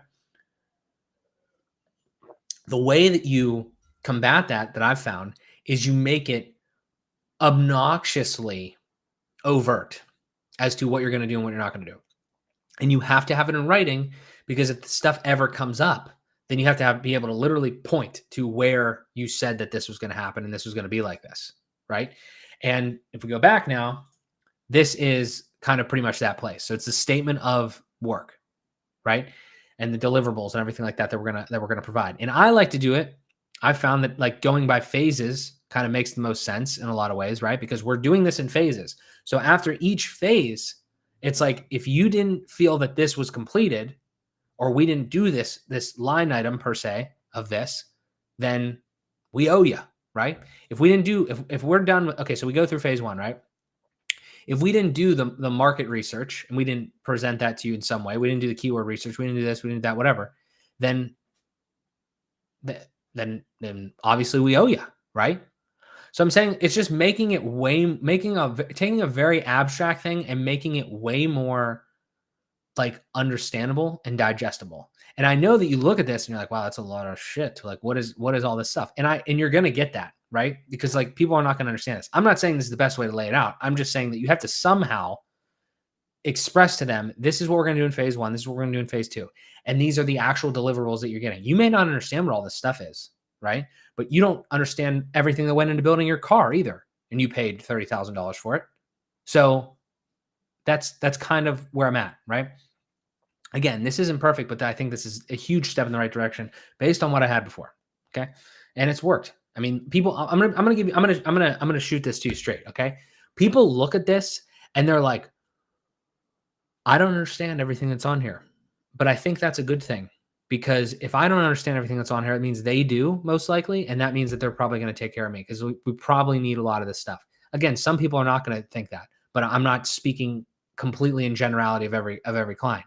It also depends on how you've handled yourself up until this point. And that synergy session, you need to be open to working with people, but you also need to be like probing in a sense of like, do they trust my opinion? Do they trust the opinions of professionals and experts? Because that's what you are. So that's a huge thing that I think you need to think about, and then ultimately goes into this, right? So again, when you're going through phase one, look at the stuff, think about it, make sure that you can deliver all these things, and that's the expectation there. Also, I will put another, right where this block would be here, right? The thing that you're doing here process-wise, when you get at the end of phase one and the end of phase 2, 3, whatever, is you almost have to have a meeting. You don't have to have a whole meeting, but you have to have like almost like a sign-off, right? So that's one of the things that I might do. It's a little bit of overkill, but like something where it's like, hey, we're moving from phase one to phase two now. Sign off on this. It doesn't need to be a whole production, but something where it's like, again, this is just like building a house. Like when you go through those steps, you are actively seeing, it's like, okay, the studs are up, got it. The insulation's in, got it. The drywall's up, we're painting, like what, it's just like that, right? You have to treat it like that. So, and it gets a lot easier. You see this, and I'm telling you the same thing. I was just like, I was like, I don't want to do all this stuff. I don't want to UX, copyright, and whatever. You do all the shit anyway. Like you do it anyway. You just do it all at the end, or you do it all like at one time. Like just break it out, and then you're seen as like so much more of an authority, and then they like appreciate it, and they just like understand that this is the map. Like this is how we're gonna go. Boom, and then just stick to it. Like just do it. I'm not saying it's easy necessarily, but I am saying that it's definitely better, because there's just a lot more here now, and you could say a lot more. You could do a lot more. You could charge for a lot more, right? I don't know. So that's where I'm at. So anyway, we don't need to go through the rest of these, but phase two, UX, so we're kind of like talking about different things. You don't need to do UX and all that sort of stuff necessarily on every single one. I may continue to shift my opinion on that, but like, I don't want to necessarily be doing every single thing if some things are similar throughout, right? Like you can imagine, like you only would need to do, and this is why I changed it from like templates and pages too, right? So like templates, you don't need to do the UX on every single template, or I'm sorry, you don't need to do the UX on every single like post, because every post is probably going to be similar to every single template. Or, I mean, like every post is probably going to pull from a template. So just do the main templates. And if they don't know what that means, like just explain it to them that it's kind of like a templated design in a way, like we're building those templates for you. And adapt this to the way that you work, with whatever theme, builder, whatever hell you use. Copywriting is a tough one, but just kind of understand like what you're doing there, how much you're doing. It's very difficult to price for that. You have to do some sort of multiplier and things like that, but it's difficult there. UI design, again, same type of thing, same basic concept as UX, not the same way that you're doing it, but it's obviously you're getting like more high fidelity mockups rather than just the wireframing and everything. Responsive development. This is kind of the big one, right? Like this is the one that we always have to do, because this is actually what we do if you're actually producing websites. But there's a lot of work, man. Like I've been encapsulating like all this work. This is a lot of work. It's a lot of work to make all these post types and make all these custom fields and everything like that. You could get even deeper. You could charge per like field and stuff. It's a lot of work. Like, don't just brush this under the rug. That's going to take a long time to do all that. And then to manage it, think about it, right? Like, you're thinking about it in the discovery phase. You're doing it here. Like, don't worry about it.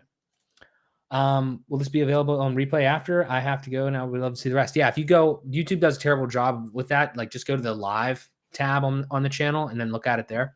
It doesn't go up in the video part, but yeah, it should be there. Appreciate you stopping by. Thank you so much. But yeah, so then templates, same type of thing. I mean, you have to develop all this stuff, so make sure you're charging for these things. And then pages and forms and stuff. I mean, again, it's all depends on how, you can do integrations too. Depends on what you got there. But I would highly recommend that you definitely get your worth, for all this sort of stuff. Absolutely, Skating. Thank you so much. Take care. Okay, so then testing and launch. So again, just make sure you're testing it on all different stuff. I'm probably not telling you guys anything you don't know as far as like this stuff, but make sure that you're charging for the stuff that you're doing. That's the big takeaway there. Okay, so let's talk about this now, because I know we talked about. I know Isaac had a question earlier about the 50% upfront and all that sort of stuff. So let's take a look at this. This is where we're at currently with the way that we price this stuff. We price it basically by kind of like phase-ish in a way, and also kind of like some other things. So, and again, I might tweak this more, but I do like kind of like where this is at and kind of all the inspiration that I've gotten from different pieces and just looking at literally thousands of proposals.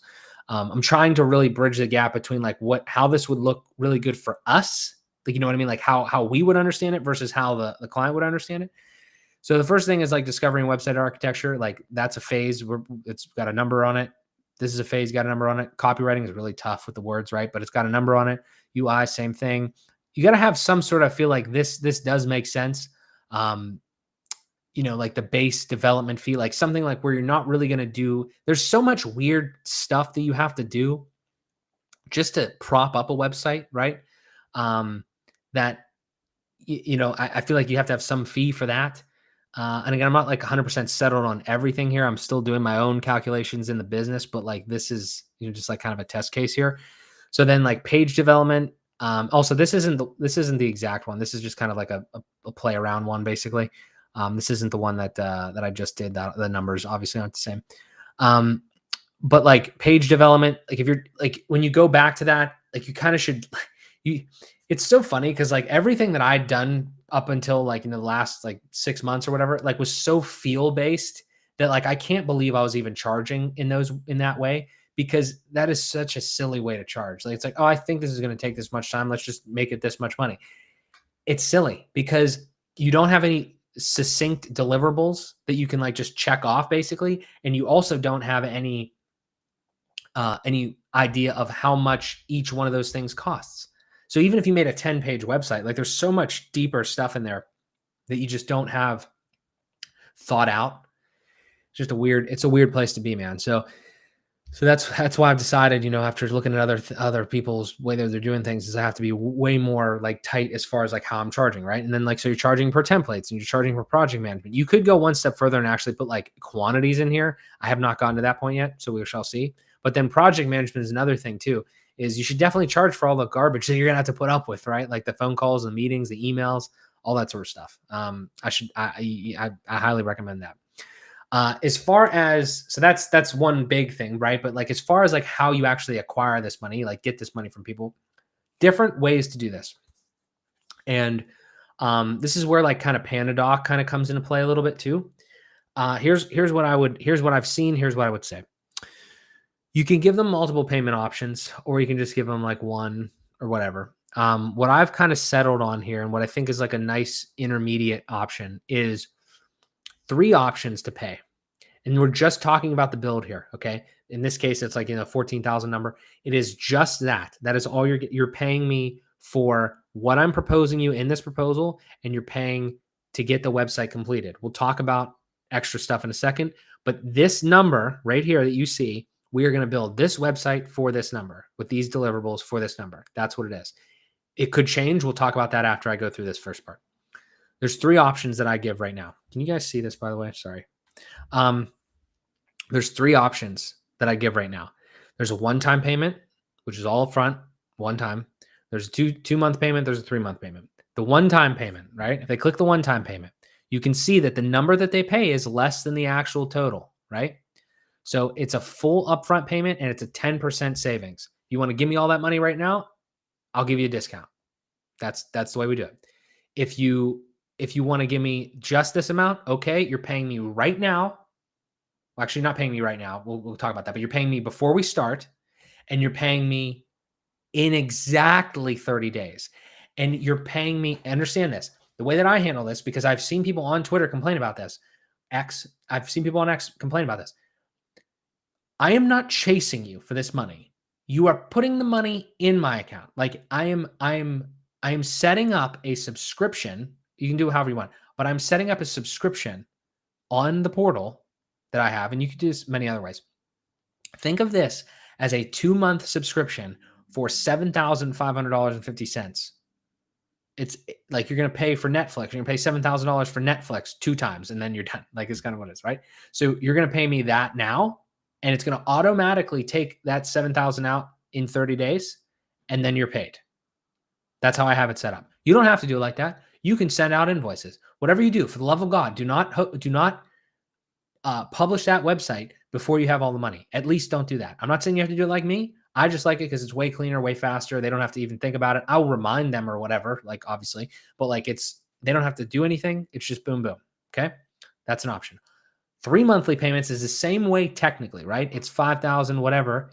Now 30 days and then another 30 days. Here's the thing though. Okay. Most of the websites that we make are probably going to be done in 2 months. Okay. In 2 months time. And the 2 monthly payment thing is deceiving because they're not actually paid up in 2 months. They're paid up in a month, right? And then the 3 monthly payments, they're paid up in 2 months. So my point is that if this website in no way, shape, form, whatever is going to get launched before I get all the money for it. There's no reality where that happens because that is bad for me. It's also bad for them. It's just a bad situation. Okay. In no way, shape, or form is that going to happen. So you have to pick one of these payments, and I have to have the full balance, whatever the balance ends up being, before we launch this thing. It's going to get built on a development link. It's not going to get built on their main domain name. It's going to get built somewhere else. We're not migrating it until we're done. Okay. Really important. I really don't think you should do that. Okay.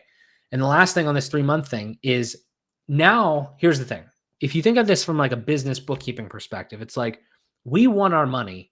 We know that we're probably actually going to finish this in 6 to 8 weeks, and we want our money as fast as possible, just like everybody else. And we want to launch your website as fast as possible. So if you're paying us over the course of 60 days rather than the 30 days, right? 60 days over here rather than 30 days here, then that's gonna cause some issues. One, your website's not going to get launched. It might take longer to get launched because we might have to sit on it, and it's also going to like just bog everything else down. So in order to not have them want to do that, is you charge them interest. So 10% discount over here, 10% interest over here. So it's actually more if they take longer. So the standard term retail price, 2 months, half now, half in 30 days, 1 month, one-time payment, 10% discount all up front, and then 3 monthly payment, boom, boom, boom, like now 30 days, another 30 days, but you're paying 10% extra. Hope that all makes sense. The idea here is hopefully they just pick the middle one because no negotiating, no nothing. I'm giving you 3 options, pick one. Or they pick up front. That's awesome too. Or they pick later. I mean, it's a win-win-win for you. It's a win-win-win. So that's what I would recommend. I'm liking it so far. It's going great. Before we talk about website management, which I have a full video on my channel about, I will find that real quick and I will get you guys a link. Where's that? Right here. If you haven't seen this link, you can go ahead and check it out. It's the full video on this right here. I'll talk about it at a high level here. But website management, everything like that. Before we talk about that, the only other things for this right here, the payment and everything like that was that, let me silence this real quick. Oops. There we go. Sorry. The only other thing about the payment here was like they're not paying this at the proposal stage. Let me scroll down first. I'll explain this in a second, but they're not paying it right away. You can actually, PandaDoc's fantastic. You'd actually process a payment right here in PandaDoc, and they even have only other platform very few platforms I see have like QuickBooks payment support, which I use. But they have Stripe and they have Square or whatever. They have the other stuff too. But very cool. Like you could do it all through here. It's an amazing platform. It's way better than DocuSign because it's not just like a PDF. I love it. Okay, I've said that enough. But anyway, my point is they're paying that. They're actually going to pay us through the client portal, and that happens after they sign our MSA, which is MonsterContracts, which we'll talk about at a high level. They're signing this proposal, and then this is just saying that they agree to this, but they haven't contractually agreed to anything.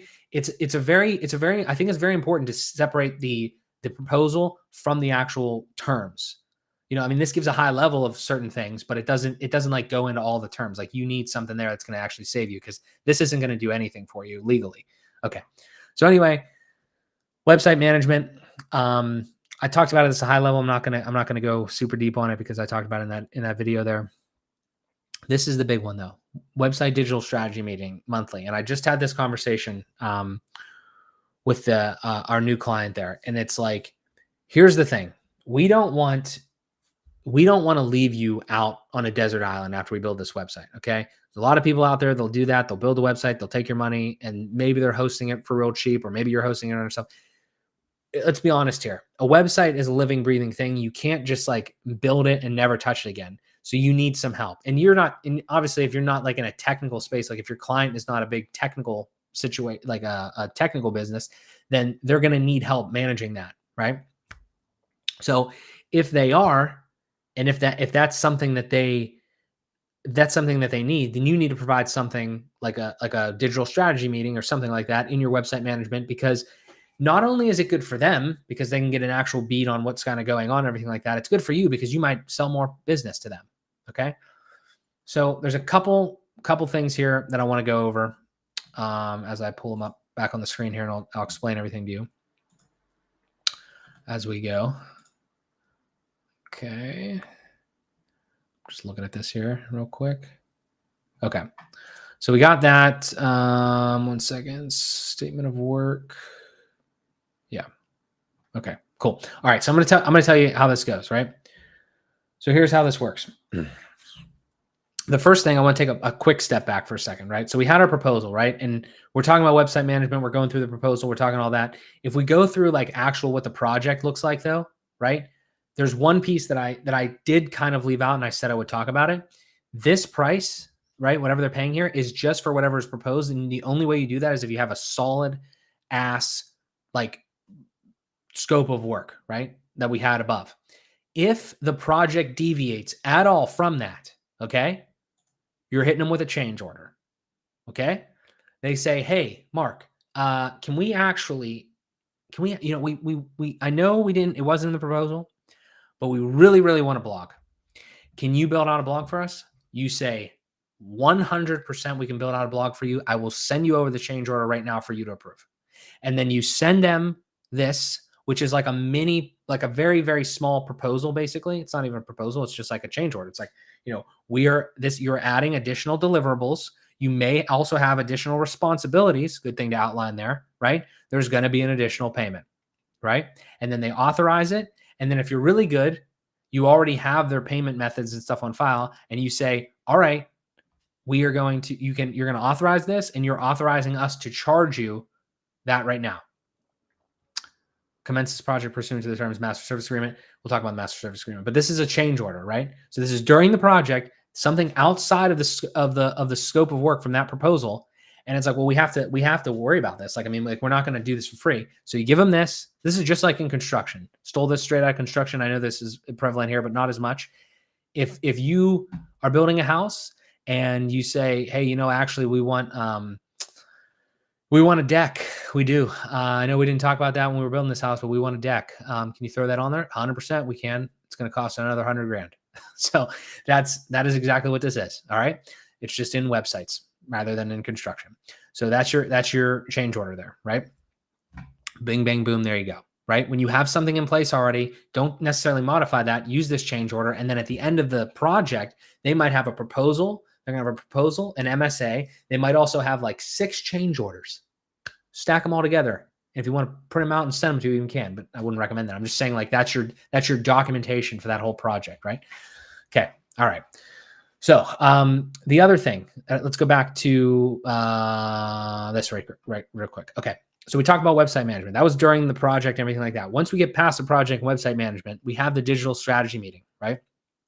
We're doing that. The purpose of the digital strategy meeting is to sell more work.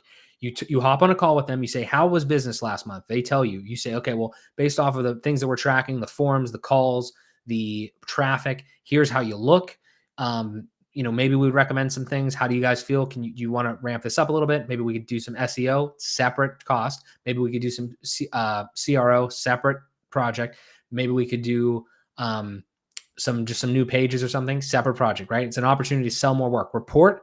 You're already gathering these reports. Take 30 minutes, tell them about the thing, tell them if you think we could do anything else, tell them how much it would cost. And we'll talk about how much it will cost in a second. But then the rest of the stuff is pretty relatively standard. Just make sure you have all good stuff. We charge $2.99 a month for everything that they could possibly want.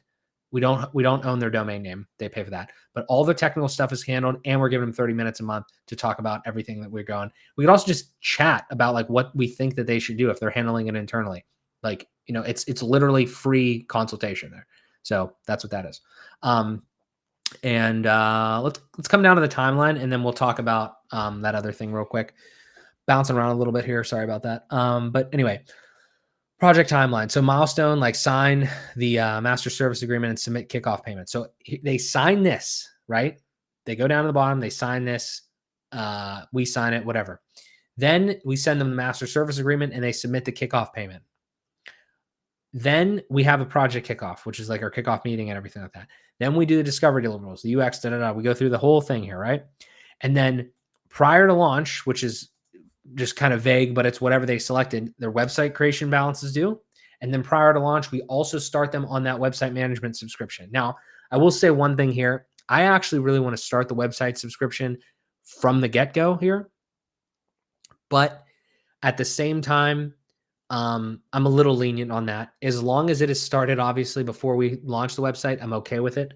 But the problem is, and the reason I may change that is because this could very well happen where the project gets kind of delayed out a little bit. And now you're paying for maybe extra server costs or extra plugins or something like that, like whatever you need. The reason is like this $3.99 or $2.99 a month covers a lot of those things, obviously, right? And you don't want to be up a creek for too long without getting paid that. So consider that whether you want to do it now or later or whatever. And then ultimately you have to do something like this, at least at the end, maybe between the process and stuff, get them to sign off on something, which I think I actually have that. I'll double check on that, but I think I can show you that as well. So that's something. And then, yeah, just signing it and everything like that. So you definitely 100%.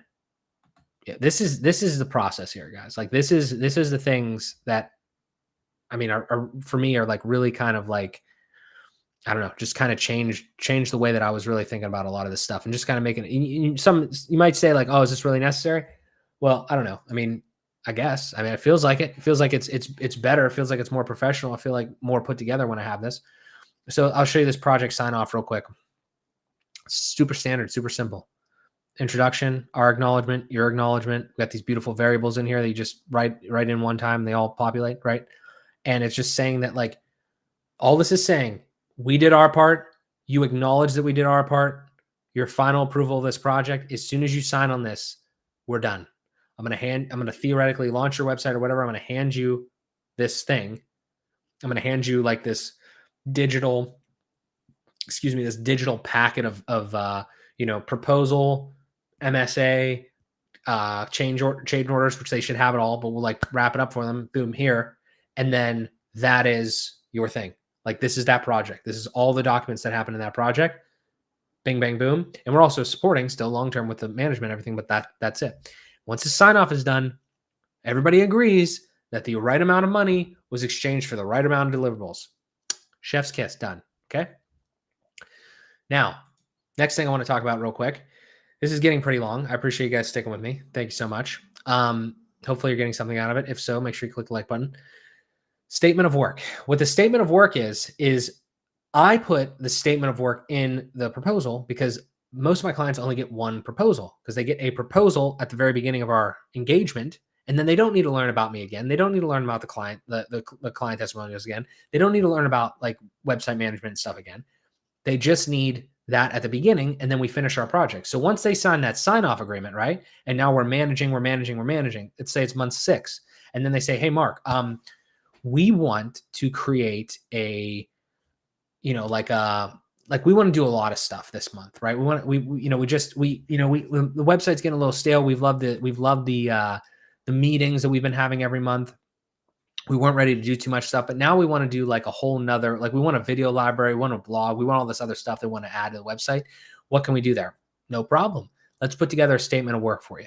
So we're going to put together like kind of you can call it like a mini project, but it's just a new statement of work. It's the same thing that we did before, but like the purpose of it is to whatever. The deliverables are this, whatever. It's like it's a mini proposal. It is literally just that part of the proposal kind of pulled out of there.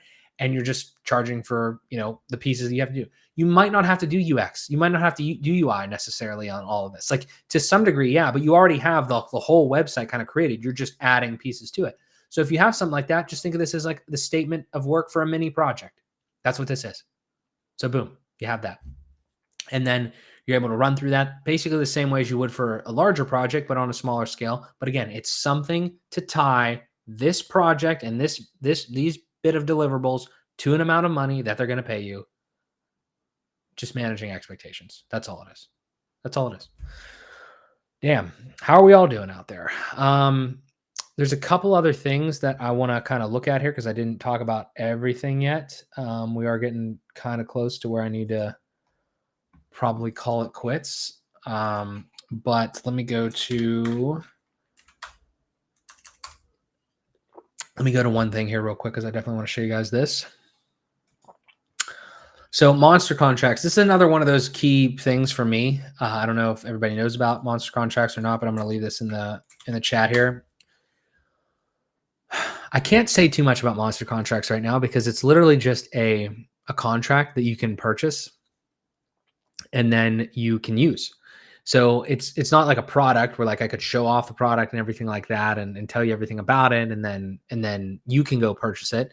I can't really do that. So I'm talking to Nathan Ingram, who is the creator of this, and we'll see like maybe if we can do something special to kind of show it in a different way or whatever. But here's what I'm going to tell you what you get. Okay, if you go to MonsterContracts and you look at this website, it's a contract. It's an MSA as they call it, which is a master services agreement. It's $239, way cheaper than than an attorney, and it's really solid. That's pretty much all I can say as far like I can't really tell you exactly what the stuff is because I don't like saying that, but I don't know how to tell you what a document says without giving you the information that you could just use. So it's $239 a year, and then it's $39. It's $239 for the first year, and then renews at $39 for like updates and things like that. And you can kind of see down here, right? There's like a bunch of stuff, right? There's a bunch of like updates and things like they give as the times change and different pieces of the document could change, right? Okay, but here's the reason I was struggling. Okay, I was struggling to find a good template, literally off the internet, to create something that was like a legal document. Everything that I've shown you here was like it's legal, but it's more of like a sales. It's like a sales document in a way. I don't know if there's a better name for it, but like it's a sales marketing type document where it's a part of the sales process, but it's not like legally binding in a lot of ways. The stuff that is in this monster contract thing, I think it's like 20 pages, is actual legal stuff from a lawyer, okay, about the all the terms and conditions of buying a website and everything like that. So I would highly recommend it. Matty, got to head out. Unfortunately, I had a crazy long Meeting is just ended, so I'll have to rewatch later. Thanks for taking such a absolutely, man. We'll see you soon, Matty. I think I'm gonna get some solid value from this. I appreciate it, brother. Appreciate you being here. Yeah, looking forward to it. Everybody, hopefully you're here and stick around for the announcement again. Don't know. Early next week, maybe we'll talk more about mine and Matty Eastwood's. Matty Eastwood's great idea. So, but yeah. Anyway, so MonsterContracts, like I was saying, was just one of those things for me that just kind of flicked as soon as like I heard about it more and understood what it was, and then I just decided to buy it, and would highly recommend it because there's a lot of stuff in there that you would never think of. And my contract used to be like 2 pages, and now it's like 20. Now, again, is that necessary? I don't know. Make this call for yourself. But what I'm telling you is I like to feel secure in my agreements with these, clients and things like that. So I don't want to put myself in a position where maybe I left that out or this, that, or the other thing. It's like, if there's ever a concern, it's like, it was in the contract. It's right here. I'm sorry, but it's in the contract. Like, this is what we're doing. This is why, whatever. Like, again, we talked about the payment terms in the proposal. The payment terms in the proposal are echoed in detail in the MSA, as an example, right? There's things about like IP. There's all sorts of stuff, okay? And that is why I decided to get MonsterContracts and why it's so great. I hope to make more content on that. Again, it's just a weird thing to make content about, but I haven't seen anything else like it in the it's specifically for WordPress. Like, it's pretty amazing. So, take a look at it is all I can say. But anyway, the reason I'm bringing it up, obviously, is because that's the next part of the process. We do the proposal. They sign the proposal. We send the MSA. They sign the MSA. We tell them to get on the portal and submit the payment.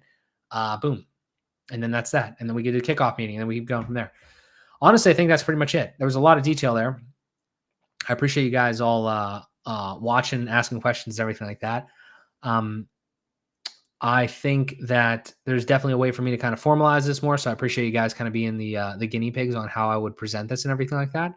And yeah, so I don't know. I don't know what next week holds. Like I said, there's some big announcements coming with myself and Matty Eastwood. So stay tuned for that. But yeah, other than that, I think we're going to sign off here because I'm quite tired. And I think I'm almost losing my voice. But that's it. So thank you guys so much. I greatly appreciate it. And I'll talk to you in the next one.